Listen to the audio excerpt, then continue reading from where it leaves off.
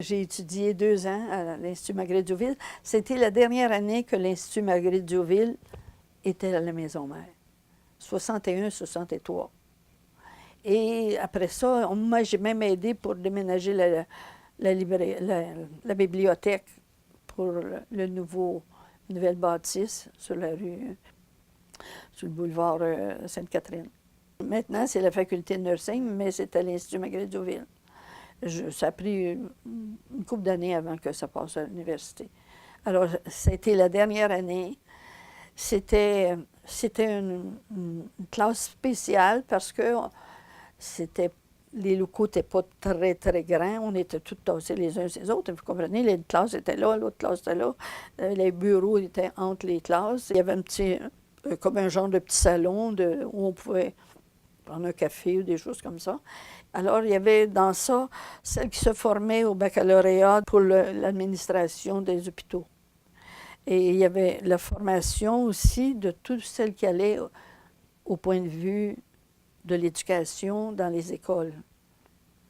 Et il y avait aussi parce qu'à ce moment-là, déjà, il y avait des gens qui venaient de tous les pays, du Vietnam, de France, des pays francophones qui venaient pour avoir le baccalauréat. Et puis, dans ça, il y avait tous des professeurs majoritairement religieuses, des sœurs grises. Il y avait quelques laïcs, il y avait des prêtres, il y avait un dominicain, il y avait un sulpicien, il y avait un père des missions étrangères, il y avait plusieurs laïcs qui s'étaient insérés. Parce que l'Institut Marguerite-Diouville, ça a commencé vraiment pour les sœurs grises. En 1935-37, notre communauté a vu loin d'avance. Ils ont envoyé des sœurs étudier, faire leur maîtrise, leur doctorat, aller aux États-Unis, puis ils sont revenus. Et c'était pour les sœurs grises. Pour l'hôpital Notre-Dame, il fallait que ce soit quelqu'un qui soit capable d'administrer puis de donner l'enseignement aux étudiants.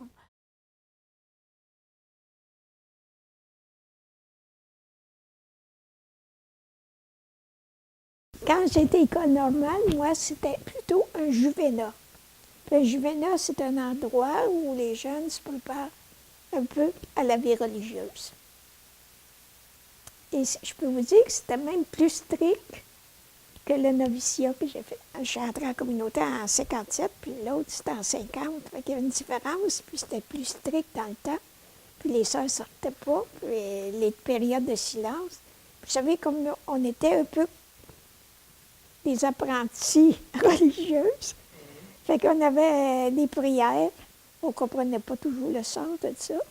Puis des réflexions sur la mort. Vous savez, quand on a 15 ans ou 16 ans, là, ça ne nous rejoint pas beaucoup. Non, non. Et puis ensuite, les sorties, c'était limité. On pouvait sortir à Toussaint une journée. Noël, c'était correct. Pâques, le jour de Pâques. Et c'était tout. Tandis que quand je suis arrivée au noviciat, bien, c'était plus large. Plus large que ça.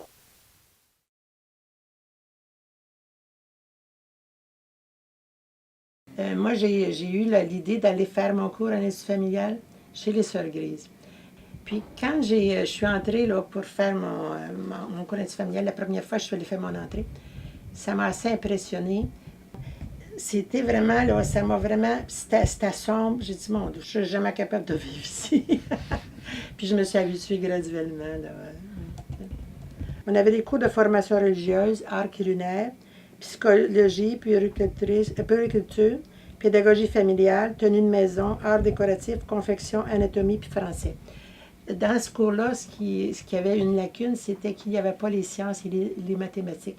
Parce que dans le fond, le cours d'enseignement ménager et d'institut familial, c'était vraiment pour préparer la femme pour être une bonne au foyer, une bonne maîtresse au foyer.